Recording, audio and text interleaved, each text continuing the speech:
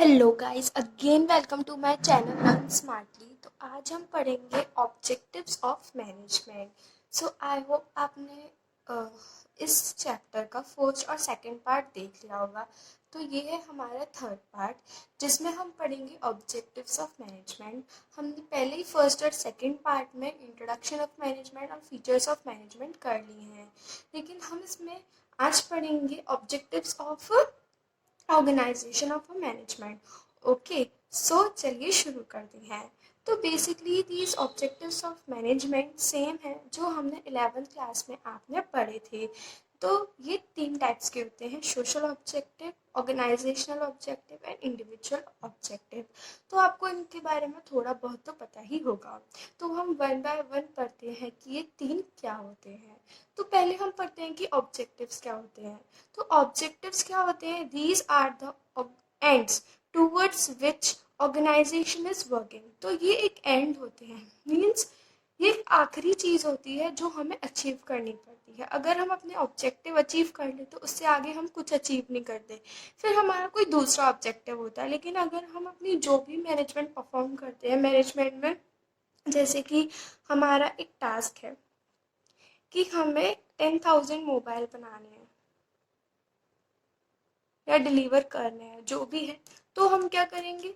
तो हम पहले प्लानिंग करेंगे, फिर ऑर्गेनाइजिंग करेंगे, then staffing, then direct and then controlling करेंगे। तो इनसे हमारा एक ऑब्जेक्टिव जो है वो कंप्लीट हो जाएगा। फिर ये एक एंड हो गया कि हाँ, इसके बाद हम 10,000 जो हमने मोबाइल डिलीवर कर दिया उसके बाद हम कुछ भी नहीं करेंगे। लेकिन फिर हमने सोचा कि अब हम यह करते हैं 5,000 बैटरीज को सप्लाई करते हैं या मोबाइल कवर्स करते हैं। तो फिर हम ये सारे फंक्शंस फिर से परफॉर्म करेंगे ना, फिर हमारा जो दूसरा ऑब्जेक्टिव है वो भी कंप्लीट हो जाएगा। तो ये हमारा एंड है कि हमें 10,000 मोबाइल करने हैं, देन 5,000। तो ये होते हैं हमारे ऑब्जेक्टिव, कि ये एंड होते हैं जिसकी लिए जो कंपनी है अपनी day to day activities perform कर रही है। तो आई होप आपको समझ आ गया होगा। तो ये तो खैर हमारा ऑब्जेक्टिव का मीनिंग हो गया। हम ऑब्जेक्टिव तीन टाइप से कंप्लीट करते हैं: social objective, organisation and individual objective. तो पहले हम पढ़ते हैं सोशल ऑब्जेक्टिव क्या होता है। एज यू ऑल नो, जो बिजनेस होता है वो किसके रिसोर्सेज यूज करता है? सोसाइटी के। वो अपना प्रॉफिट भी हम सोसाइटी की वजह से ही करता है, क्योंकि सोसाइटी से ही कस्टमर आते हैं, वो आपके प्रोडक्ट खरीदते हैं। तो हमें ये बिजनेसमैन के लिए या बिजनेस के लिए एक बहुत बड़ी जिम्मेदारी होती है कि वो सोसाइटी के प्रति भी कुछ काम करे। तो वो काम क्या होते हैं? तो वो बहुत पॉइंट्स में आ सकता है, पर मैं आपको कुछ मेन दिखा रही हूँ कि वो गुड क्वालिटी जो प्रोडक्ट है उनकी सप्लाई करे। इससे कस्टमर खुश होगा और आपकी गुडविल भी बढ़ेगी। सेकेंड, रीजनेबल प्राइस हो, ज़्यादा भी ना हो प्राइस, ज़्यादा कम भी ना हो प्राइस, तो रीजनेबल प्राइसेस हो। ओके, और क्या कर सकते हैं हम? फाइनेंशियल सपोर्ट दे सकते हैं। हम कैसे? अब एक बहुत करंट में एग्जांपल लेकर आपको समझाती हूँ। आजकल कोरोना वायरस बहुत चल रहा है और हमारी जो इंडिया की बहुत सारी जो बड़ी बड़ी कंपनीज हैं उन्होंने बहुत सारा कंट्रीब्यूशन किया है कि जो weaker section of the society के लोग हैं तो वो अपनी रोजी रोटी नहीं चला पा रहे हैं, तो उन्होंने फाइनेंशियल सपोर्ट दिया। तो उनसे क्या हो गया, उन्होंने अपनी सोसाइटी के प्रति अपनी रिस्पॉन्सिबिलिटी पूरी की, तो कहीं ना हद तक उनकी जो बिजनेस का वो है वो काफ़ी बढ़ेगा। तो ये करंट एग्जाम्पल से आप समझ सकते हैं। रीजनेबल प्राइसेस पे मैंने आपको समझा ही दिया। और भी क्या करें, जो गवर्नमेंट पॉलिसी वगैरह बनाती है उनको फॉलो करें अच्छे से, तो इससे भी सोसाइटी की काफ़ी हेल्प होगी और आपका भी बिजनेस काफ़ी ग्रो करेगा। तो ये सब आता है हमारा सोशल ऑब्जेक्टिव्स पे, और भी बहुत सारे पॉइंट्स होते हैं। ठीक है, अब आते हैं हमारे पास ऑर्गेनाइजेशनल ऑब्जेक्टिव।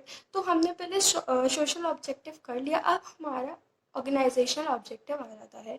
तो जब हम ऑर्गेनाइजेशनल ऑब्जेक्टिव की बात करते हैं तो हमारा सबसे पहले माइंड में आता है कि ऑर्गेनाइजेशन के लिए तो सबसे अच्छा और सबसे फॉरमोस्ट जो ऑब्जेक्टिव होता है वो प्रॉफिट मेकिंग होता है। लेकिन हाँ, अगर हम ऑर्गेनाइजेशन के बेसिस पे देखें तो होता है, लेकिन हम इसको फॉरमोस्ट नहीं कहेंगे, क्योंकि फॉरमोस्ट कहीं ना कहीं हम हमारा सोशल ऑब्जेक्टिव होता है, क्योंकि अगर हम इसको फुलफिल नहीं करेंगे तो हमारा प्रॉफिट मेकिंग भी बिल्कुल नहीं हो पाएगा। तो ऑर्गेनाइजेशनल जो ऑब्जेक्टिव होते हैं वो हमारे 3 टाइप्स में डिवाइडेड होते हैं: survival, growth and expand on profit margin. तो पहले हम पढ़ते हैं सर्वाइवल। सर्वाइवल, कोई फर्म है तो वो इस कॉम्पिटिटिव मार्केट में उसको सर्वाइव करना पहले सबसे ज़रूरी है। अगर वो सर्वाइव करेगा in that competitive market for a long period of time, तो प्रॉफिट मार्जिन भी उसका काफ़ी बढ़ जाएगा। तो वो सर्वाइव कब कर पाएगा? जब उसकी कॉस्ट कवर हो जाएगी। अगर उसने अपनी फर्म में 10,000 या 20,000 लगवाए हैं, तो वो इतना तो कमा ले कि उसकी वो कवर कॉस्ट हो जाए, तो इससे वो आराम से सर्वाइव कर सकेगा। जब वो सर्वाइव कर पाएगा तो उसका प्रॉफिट मार्जिन भी बढ़ने लगेगा। अब उसका प्रॉफिट मार्जिन बढ़ने लगेगा तो वो ग्रोथ और एक्सपेंड भी कर पाएगा। और ग्रोथ और एक्सपेंशन ऑफ द बिजनेस कैसे काउंट करी जाती है, कैसे मेजर करी जाती है? उसकी ब्रांचेस कितनी है, जैसे कि बिग बाजार ले लीजिए आप, ब्रिजवासी ले लीजिए। तो जो बिग बाजार है उसकी बहुत सारी ब्रांचेज हैं, तो हम पता लगा सकते हैं कि उसका ग्रोथ, एक्सपेंशन, उसकी गुडविल काफ़ी अच्छी है। हम उसके असेट्स के नंबर पे ये जान सकते हैं कि वो काफ़ी अच्छा प्रॉफिट मार्जिन भी है उसका, और उसका ग्रोथ और एक्सपेंशन बहुत अच्छा है। तो प्रॉफिट मार्जिन जो होता है वो प्राइमरी फंक्शन नहीं होता। पहला प्राइमरी फंक्शन होता है सोशल ऑब्जेक्टिव्स, देन ये हमारा सेकेंडरी ऑब्जेक्टिव होता है। आई होप आपको समझ आया होगा। Now let's move to the third point, that is individual objective. Individual objective क्या होता है? Individual here means the employees working in your organisation और योर फर्म। ये हमारे कंपनी के ह्यूमन रिसोर्सेज होता है, हमारे फर्म के ह्यूमन रिसोर्सेज होते हैं। और जहाँ के ह्यूमन रिसोर्सेज सेटिस्फाइड होते हैं फर्म से, तो वहाँ पे जो प्रॉफिट मार्जिन हुआ या सर्वाइवल हुआ वो बहुत अच्छा होता है। क्योंकि ह्यूमन रिसोर्सेज ही वो रिसोर्सेज होते हैं जो हमारे अदर रिसोर्सेज को अच्छे से एफिशिएंट तरीके से यूज़ कर पाएँ, जिससे फर्म की प्रोग्रेस भी हो सकती है। और ह्यूमन रिसोर्सेज वो होते हैं जो फर्म को नीचे भी लेट डाउन कर सकते हैं। तो ह्यूमन रिसोर्सेज को अगर हम सेटिस्फाई नहीं करेंगे तो कहीं ना कहीं हद तक आपके फर्म का नुकसान भी होता है। तो हम ह्यूमन रिसोर्सेज को मीन्स एम्प्लॉयज़ और इंडिविजुअल ऑब्जेक्टिव बहुत टाइप से जो है फुलफिल कर सकते हैं। पहला, कि उनको काफ़ी अच्छे सैलरी दे, उनके काम के हिसाब से उनको वेजेस और सैलरी दे। सेकंड, उनके फिक्स्ड वर्किंग आवर्स रखें हम, ताकि वो ज़्यादा उन पर वर्कलोड ना हो, और उनको अपग्रेड कराते रहें टेक्नोलॉजी से, तो उनकी नॉलेज भी बढ़ेगी और वो काफ़ी एक्टिव भी होंगे। देन हेल्थ एजुकेशन, हेल्थ हुआ, एजुकेशन हुआ, ये सब इनको फ्री दें। एजुकेशन इनके चिल्ड्रंस को फ्री दें ताकि इनके चाइल्ड पढ़ सकें और ये भी काफ़ी सेटिस्फाइड हों। क्योंकि जब इनके ऑब्जेक्टिव, इंडिविजुअल के खुद ऑब्जेक्टिव वो होंगे तो ये फर्म के भी ऑब्जेक्टिव काफ़ी अच्छी तरीके से अचीव कर पाएंगे। तो ये सब होते हैं हमारे ऑब्जेक्टिव्स ऑफ मैनेजमेंट। मैं आपको इनके स्क्रीनशॉट भी दे दूंगी कि ऑब्जेक्टिव्स ऑफ मैनेजमेंट में और क्या क्या पॉइंट आते हैं, ऑर्गेनाइजेशनल में क्या होते हैं और इंडिविजुअल में भी क्या होते हैं। सो आई होप आपको ये समझ आ गया होगा। Till then, importance of management. तो इम्पोर्टेंस क्या होती है किसी भी चीज़ का? महत्व, मैनेजमेंट का। तो हम इसमें 5 पॉइंट्स कवर करेंगे basically.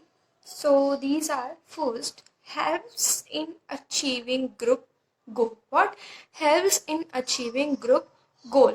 So helps means मदद करता है, किसमें? achieving means उसको पाने में, ग्रुप गोल को। एज हमने पढ़ा है कि जो मैनेजमेंट होता है वो क्या होता है? It is a group activity.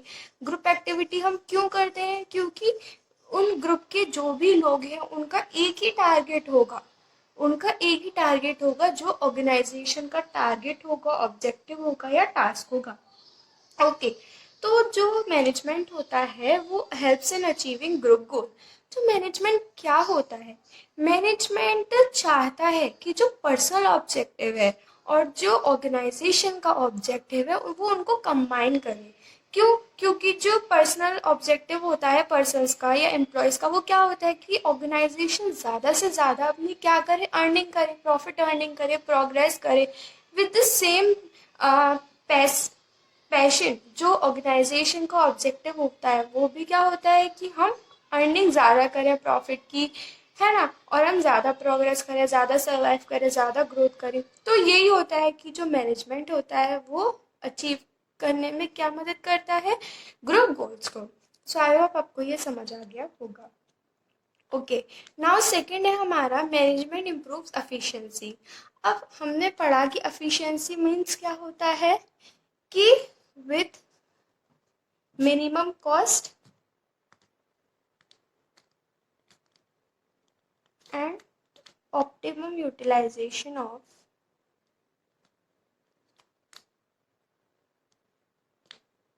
Resources.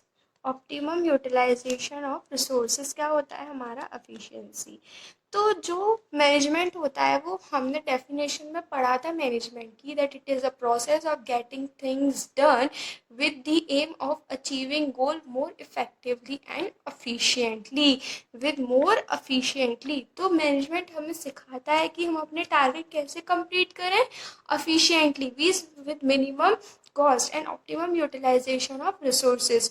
तो मैनेजमेंट हमें ये सिखाता है कि जो मैनेजमेंट होता है वो हमारी एफिशिएंसी को क्या करता है, इम्प्रूव।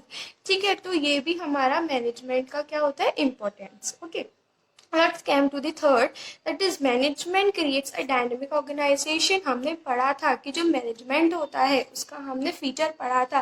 क्या पढ़ा था कि मैनेजमेंट क्या होता है हमारा, डायनामिक होता है। Dynamic means keeps on changing, keeps on changing. हमने पढ़ा है कि जो बिजनेस का एनवायरनमेंट होता है वो क्या होता है, डायनामिक। तो हमें मैनेजमेंट भी कैसा करना पड़ता है, डायनामिक। अगर हम मैनेजमेंट कौन करता है, मैनेजर्स, तो वो मैनेजर्स को क्या बना देते हैं, डायनामिक। मैनेजर्स डायनामिक बनेंगे तो वो अपने एम्प्लॉयज़ को भी डायनामिक बनाएंगे और इससे होल ऑर्गेनाइजेशन क्या बन जाएगी, dynamic means we can say more flexible बन जाएगी, कि वो हर सिचुएशन में अपने ओन जो है फैसले वो ले सकती है और काफ़ी राइट डिसीजन को ले सकती है at the right time, at the right situation. Okay, so I hope आपको ये वाला पॉइंट भी समझ आ गया होगा। Now come to fourth point, that is helps in achieving personal objective. As I told you in the point one, कि जो ऑर्गेनाइजेशन होती है वो क्या होता है, उसका एक ही एम होता है कि हाँ उसको प्रॉफिट मैक्सिमाइजेशन करना है, उसको सोसाइटी की जो रिस्पॉन्सिबिलिटी है उसकी तरफ उसको वो भी अचीव करनी है। और पर्सनल ऑब्जेक्टिव क्या होते हैं एम्प्लॉयज़ के, high profit earning, high profit earning. तो ये भी क्या होता है, पर्सनल ऑब्जेक्टिव होता है और यही हमारा ऑर्गेनाइजेशनल गोल होता है, यही हमारा क्या होता है, ऑर्गेनाइजेशनल गोल होता है। तो ये क्या करती है, इंटीग्रेट करती है ऑर्गेनाइजेशनल गोल और पर्सनल ऑब्जेक्टिव को, ताकि जो एम्प्लॉयज़ हैं वो अपने पर्सनल ऑब्जेक्टिव कंप्लीट करें और वो एक ऑर्गेनाइजेशनल के उस पर ऑब्जेक्टिव को भी क्या कर लें, अचीव कर ले। अब आता है हमारा fifth point, management helps in development of society. ये बहुत ही अच्छा पॉइंट है और ये बहुत ही अच्छा इंपॉर्टेंस है मैनेजमेंट का, कि ये डेवलपमेंट भी करता है सोसाइटी का। इसने अपने ऑर्गेनाइजेशन के बारे में तो सोचा ही सोचा, अब ये डेवलपमेंट ऑफ सोसाइटी के बारे में भी आया। डेवलपमेंट ऑफ सोसाइटी कैसे हम लिखें कि इम्पोर्टेंस है मैनेजमेंट का, क्यों, क्योंकि जो एक बहुत अच्छा जो गुड मैनेजर्स होते हैं, जो गुड मैनेजर्स होते हैं ना, वो हमेशा क्या करते हैं, उनका हमेशा एम क्या होता है कि वो डेवलपमेंट सोसाइटी का भी करें। वो सिर्फ खुद के बारे में नहीं सोचते, वो सोसाइटी के बारे में भी सोचते हैं। तो जो गुड मैनेजर्स होते हैं, गुड एम्प्लॉयज़ होते हैं, गुड मैनेजर्स होते हैं, गुड ऑर्गेनाइजेशन इन्हीं दोनों से बन के बनती है। तो ये क्या करते हैं कि हाँ हम डेवलपमेंट भी करें सोसाइटी का। ओके, सो आई होप आपको ये पांचों इम्पोर्टेंस मैनेजमेंट के समझ आए होंगे। सो मैं आपके लिए नेक्स्ट वीडियो में लेके आऊँगी नेचर्स ऑफ मैनेजमेंट, वो भी बहुत इंटरेस्टिंग टॉपिक है। So till then bye bye.